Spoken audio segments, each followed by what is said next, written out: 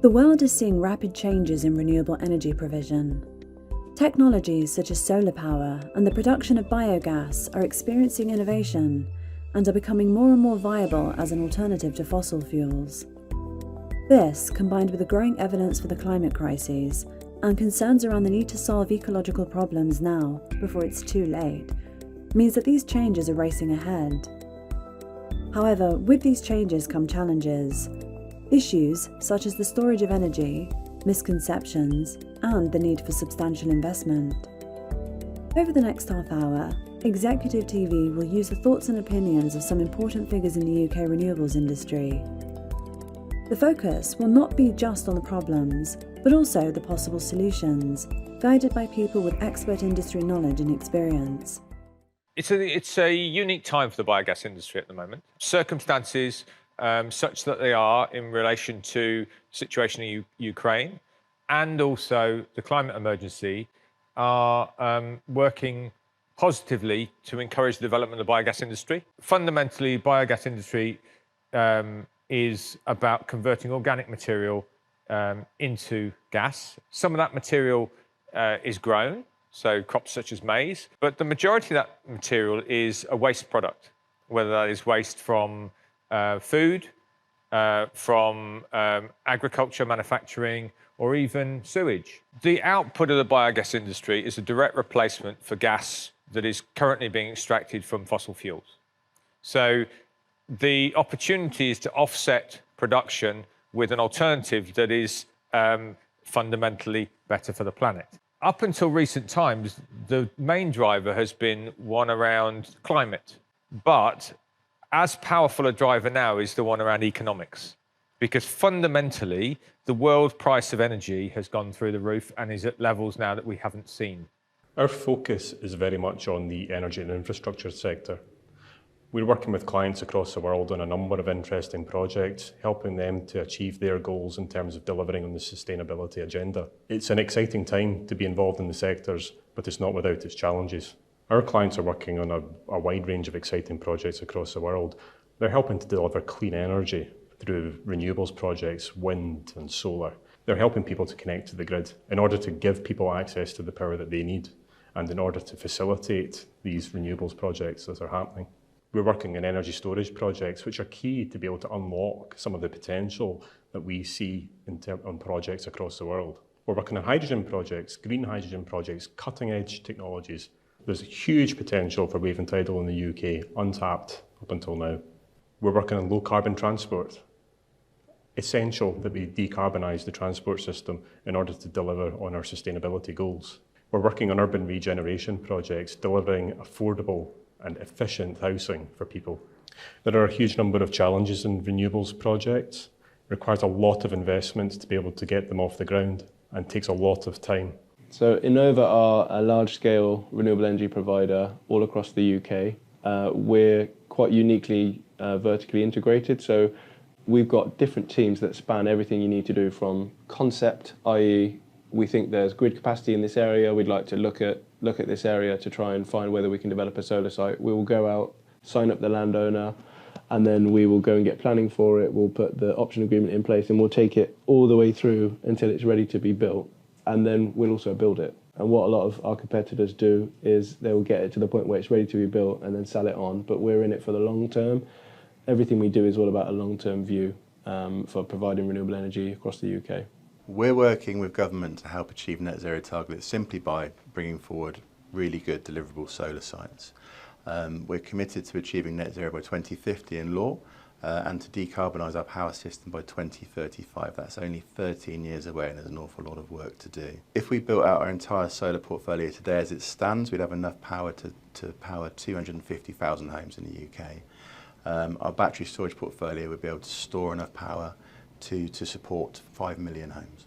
As a business, we engage with MPs, local members, communities, stakeholders, in order to promote the benefits of solar projects, not just where we're doing projects, but as a nation, really. We're quite interested in promoting the benefits that we can deliver. So a lot of people are concerned at the moment about the amount of land that could be occupied by solar farms in the UK. At the moment, all the developed solar farms in operation occupy about 0.1% of the UK land area. and that would go up to around 0.3% of the UK land area if all the planned solar farms happened. That would be about the same as 0.5% of all the agricultural land in the UK, so a very small amount overall. And that in turn is about half the area occupied by golf courses at the moment. So looking at it on a nationwide scale, solar really would take up a very small area by proportion of the UK. Ultimately, what we want to do is provide a platform to delivery of complex, innovative solutions for renewable energy, which is mainly going to be around a delivery of a mix of technologies, including batteries, solar, and hopefully hydrogen when it becomes economic. One of the challenges we currently face is access to grid capacity on which to connect the new renewable assets. So a lot of the district network capacity has been taken up now for the next 2 to 3 years. So there's limited amounts of grid, lower voltage grid available. We're fortunate to have access to a large amount of transmission connected assets into the high voltage network, but a lot of that capacity won't come on stream until 2025 onwards. The energy trilemma describes the interrelationship, sometimes conflicting, between 3 different issues. Firstly, sustainability. Fossil fuels account for approximately 80% of the world's current energy mix. These sources of energy have damaging and negative effects on the planet through the release of greenhouse gas emissions. Sustainable energy focuses on meeting the energy demands of today without compromising the needs of future generations. The second issue is affordability, by which we mean assuring the access to clean, affordable energy. Universal access to reliable, abundant energy is still not a given in the world. According to the UN, as many as 620 million people will still not have access to electricity by the year 2030. And thirdly, security. This refers to having an uninterrupted access to energy. But it also means not having to rely on any one single source of energy. Take, for example, the Ukraine crisis and the knock-on effect on reliance on Russian gas. Another aspect of security is energy security in the long term. For fossil fuels, like coal and gas, there is a limited supply of these energy sources. So the energy trilemma is about what might appear to be a tough choice between 3 conflicting issues. But in reality, it's about finding the balance between these 3 issues. As humans, we are generally going to create waste. So what we have to find ways to deal with that waste. And if we can valorize that waste, that to me is sustainable. We can utilize the proteins and the lipids and the carbohydrates that are all created in that black bin waste, and then we can make something out of it. That to me is sustainable. The challenges that we face with that is changing mindset. It's a change, right? So a change is always difficult for anybody in their, whether it's commercial, whether it's personal, it doesn't matter. Change is always difficult. So in order to get somebody to change towards that, and this is obviously our biggest challenge, is that they need to trust us. They need to say, okay, let's hand over to them and let's let them go with it. So the challenge going forward is that trust element and the reputation. Reputations can be destroyed very quickly. So we have to keep ahead of ourselves and keep innovating, keep going with that, and our research and development budgets and cost allocations are all there. And the more we do that, those challenges will minimize because of the reputation that we build. Anaerobic digestion is, if you compare it to the focus that we see on renewable energy technologies, wind, solar, hydro, all of that, it sits in the background, especially from a political point of view, but it has an absolute elegant solution to it because it's dealing with waste, it's creating energy, and it's creating fertilizer, and it's continuous. Wind, if there's no wind, we don't get energy from our wind source. Same applies to solar, of course, especially up in the north here. Sustainability for us is about trying to achieve the balance between economic development and protection of the environment. There are a huge number of challenges that the world is facing through climate change, growing populations, biodiversity loss. There are 900 million people across the world that don't have access to electricity. That has an impact on their day-to-day lives.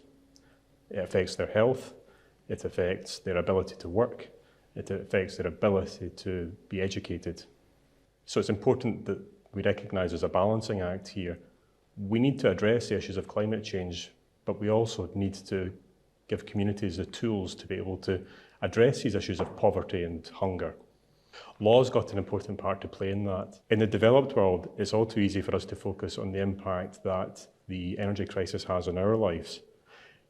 Cost of living is going through the roof, price of gas, price of electricity is going through the roof. But what we tend to forget is an even bigger impact on those in the developing world. One of the most interesting projects I've worked on in recent years is a solar developer who diversified their business to start producing rechargeable solar-powered lamps. The aim behind that was to try and address some of the inequalities that people in different parts of the world, particularly sub-Saharan Africa, face. So in sub-Saharan Africa, you have hundreds of millions of people that rely on kerosene for their lighting. Kerosene is extremely dangerous. It gives off toxic fumes. There's a risk of fire. It kills more people than malaria in any given year. And it's expensive, and it produces black carbon. The solution they provided is affordable, it's renewable, it's sustainable, and it's safe. There are many benefits attached to it. There are the health benefits. Health benefits of not using kerosene, not breathing in the toxic fumes, no danger of fire. There are the social benefits in the sense of children are able to study in the evenings, people are able to work in the evenings, and it all contributes towards the sustainable goals of the United Nations in the context of eradicating poverty and providing access to safe, clean energy. So why should companies care about sustainability issues? Number one, it's the right thing to do. Number two, their customers really care about it, and that could be domestic customers, it could be customers in a supply chain. So, for example, if you're a farmer or supplying a big supermarket, they often care because their customers care. And also, what a lot of people don't realise is consuming power is still a very large emitter of carbon. So, nearly half of UK generation is still generated through fossil fuels, such as gas and coal. And so, whenever you use electricity, you're still contributing to greenhouse gas emissions. And so that's creating the drive towards buying power more sustainably, buying directly from renewable companies such as ourselves. One of the challenges large corporates or heavy intensive users of electricity are facing at the moment is rapidly increasing costs of energy. They're now seeing, I believe, one of the risks of being in business is their cost of energy. Ideally, most businesses would want to lock in at a sort of an economic price of energy over a longer period to protect the margins in their business. Perhaps the most pressing issue around the switch to renewable energy sources is intermittency. Due to the nature of many renewables, such as solar or wind power, electricity cannot always be produced at all hours of the day. For example, what happens when the wind stops blowing or the sun stops shining? Innovations in battery technology mean that the power from renewables can be backed up. Intermittency can be solved as the excess power from, for example, a solar farm, can be stored for when the sun isn't shining and then used, providing a continuous supply of energy. The advancement of battery technology used for renewables also means that another challenge of connecting to the power grid, which sometimes asks projects such as solar plants to disconnect as they're not producing too much energy. Batteries could help by providing a more regulated energy stream. There are also possibilities for localised energy production instead of relying on one central grid. We think the current way the UK is structured is nuts. You tend to have very large central energy production, just pumps it around the whole of the country. That means that you're having lots of losses on the way through. We believe that matching supply and demand makes sense. So what you ideally want is you want to have the energy production right next to the energy user. Not only is that environmentally better because you don't have losses, it means you don't have to spend a lot of money on the grid. It means that you know what's happening, where the energies come from. Is it green? And you can then do the clever things where you match that energy with some flexibility. We could use a battery so that you actually have exactly the right power next to the right use. You can then do the next bit where you match it. So at the moment we do green electricity, we are moving into waste energy. And that's really cool because we can take the waste that you produce and we can use it on site so it doesn't have to go and get in a van. We could turn that not into carbon dioxide that pollutes the atmosphere, but into biochar and heat or electricity. We prefer heat because it's better environmentally, but whichever you want. And then you can actually produce, in addition, whatever fuel you want for whatever vehicle you use. So the idea for us is it's all on site, it's next door to you, and we can, over time, make it fit with what you need. So at the moment, when you go and apply for planning for any type of project, there's a broad document which governs the planning rules, which is called the NPPF. It's the National Planning Policy Framework.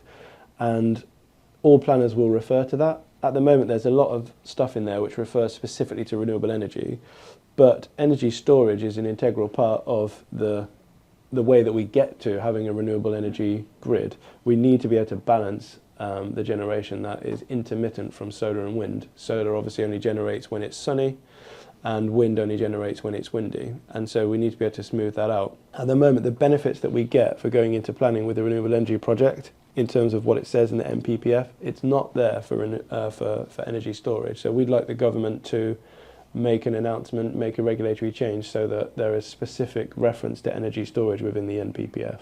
On sustainable energy development, I think Ofgem did a really good job in looking at what the impacts of renewables, intermittent generation, was going to be.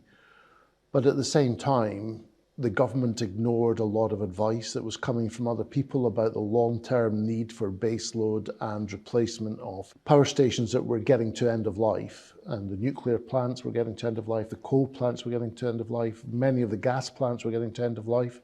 And all these things were adding up. But what happened was we didn't really get an overview of what was happening in all the different silos that were being talked about. So you got onshore wind was looking at one thing, offshore wind was looking at another. There was a lot of competition started to develop within energy generation, particularly in green energy, because as we went through the COP process and the Paris agreements, which were really taken on the basis of a political decision rather than a need, because what's really needed here is an investment not just in green energy to get to net zero, because net zero is not the answer.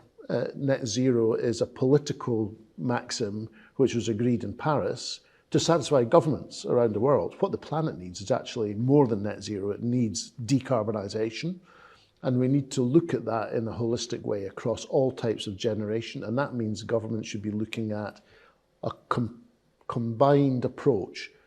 And my fear is that they have taken a step towards more silos by having things like Great British Nuclear and the isolating oil and gas concessions and putting out new offshore wind concessions, and not bringing those together in a holistic way which says, okay, this is what it looks like up here. Now, maybe they're doing it, but it's not public knowledge that they are. A good example of where we're playing a role is in relation to a group that we represent called the Advanced Nuclear Technology Group. We've formed a group of advanced nuclear technology developers. Leaving aside their technology differences, they all have common challenges, primarily regulatory in nature, if they are to develop and deploy their products. We're helping to articulate those challenges and to present them to government and government bodies. But we're going further than that. We're looking to see which might be the best locations, who might be the ultimate customer, who's going to be the off-taker, and as far as we can to match up the technology provider with the most suitable customer. We're only collecting a fraction of the food waste that we could do, and that would satisfy a massive amount of our energy needs. And energy security is a big issue as well. We need to be securing a decentralized variety of energy sources so that we're a bit more secure. We're not reliant on other sources, whether that be fossil fuels or other, but we're a bit more secure in our supply, whilst dealing with an issue that is, where does the waste food go? It goes into landfill or incinerated, as I said before. So if we can extract that value, in terms of have we got the infrastructure? Yes, I think it needs the legislation as well, and it needs policy to direct us in that way, so that people can invest in the infrastructure, but without the security of knowing that the legislation's there, then investors are a bit more reluctant, and it's not going to gain momentum until there's proper investment in the structure. Whether roadside collections are the way forward, or whether you just collect it all in one bag and separate it in an industrial process, I think that might have. It depends on the energy, the population density. It might be more valuable to do roadside collections, say in a city, but less valuable in a rural location, because of the amount of road miles for the trucks and things like that. Biogas has many advantages. Put simply, biogas is a renewable fuel produced by the breakdown of organic matter from rubbish, sewage, or agricultural waste. This process is called anaerobic digestion, and biogas has a number of uses, including to fuel vehicles or as a replacement for natural gas, with the advantage of it being better for the planet. So our latest innovation is to produce green hydrogen from feedstocks prior to the anaerobic digestion process. And we're using a process called dark fermentation, which sounds really sort of complicated, but it's just literally fermentation of sugars in the dark. The reason for that is that it's a slightly different biology and chemistry that's involved in the process. But at the end of the day, it produces hydrogen in a big quantity. Now we can isolate that hydrogen and use it as a fuel, or as a feedstock for other things, or we can enhance the biogas by using it as well in the anaerobic process and make more methane. So it's a valuable way. Now we're using that with some clever chemistry and some very specific biology, and we're mimicking what happens in nature, but we've got some clever bioorganic catalysts that break down and protect those hard to solubilize substrates, and therefore we're accessing some of the energy that's typically locked into the high cellulosic substrates, a bit like straw, a bit like grass, all those things that have got structure in a plant, for example, or fibre, is high in energy but inaccessible under typical ways of treating it. So what we're looking at is how do we access that hidden energy and that hidden resource, and we've been doing a lot of research and development and innovation in this over the past couple of years, and we're at the stage now where we've got a good industrial process that we can retrofit to existing anaerobic digester plants that will give us some valuable access to green hydrogen, whilst not increasing the burden of the plant, because we're accessing the feedstock that normally passes through and it ends up as a waste product and is probably spread to land. Not anymore. We're extracting some value from that for our clients. Another challenge of the switch to renewable energy is the fact that it can need a lot of investment to get it off the ground. Initially, government support through schemes and subsidies boosted the investment needed, but many of these schemes are no longer in place. Many renewable industry experts say that the issue is those in power plan to win the next election, not for the decades to come. However, with growing public awareness of the climate change crises, and many high-profile businesses and scientific individuals supporting the switch to renewables, this situation will hopefully be resolved. The problem with investment into sustainable energy, and I prefer to use the term green energy, but because that's the taxonomy that's now used across Europe and pretty much internationally, including through the COP series as well, it's now called green energy.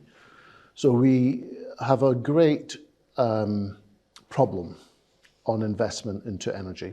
Investors want to see a predictable short-term return on their money, and politicians don't like to go against the markets, as we've seen that's a problem if they do, but also the politicians' self-interest is to see things that can deliver results very quickly during their period of election. That doesn't really match with what's required to invest in green energy projects, because you have the need to be able to do the initial investment. You need to get the land secured, you need to get your consent secured, you need to get some offtake agreement in place. Then you've got to find the funding, Then you've got to get someone to build it, and you've got to have someone to operate it, and you've got to be able to get all those people wrapped into one overall project architecture, which allows you to make sure the funding is there. What are the challenges we're facing in terms of the current legal framework and regulatory framework? I think for me it's really about the pace of change in the industry, which is rapidly developing, both in terms of how we deploy assets in multi-technologies, also in terms of the way the grid is operating, and there's a need for more investment in both the planning regime and in the development of the grid in order to be able to keep up with the rate of change in the industry. And also, if we want to deliver the net zero targets that we want to, we need the investment both in the regulatory framework and the grid infrastructure alongside what we're doing in terms of deployment of renewable assets. I think that that a lot of powerful people have a high stake in us continuing to use oil, coal and gas. And I think that as soon as we switch over to renewable energy, it takes power out of their hands, and that there's a lot of tax breaks and lobbying for fossil fuels. Personally, I think if we were serious about climate change, then we would instantly cut those. But it's to do with politics and I think probably not to do with technology.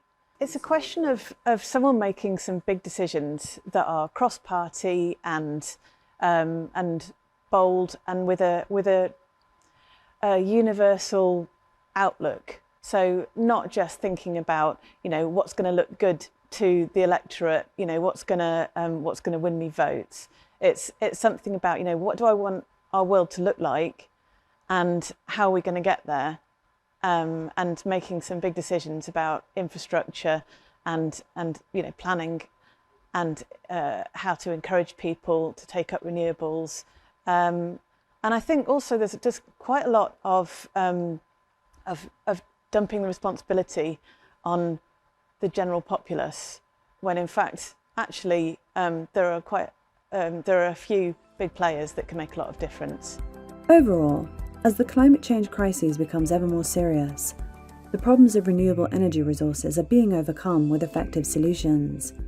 It will be interesting to see in the coming years what new solutions will emerge.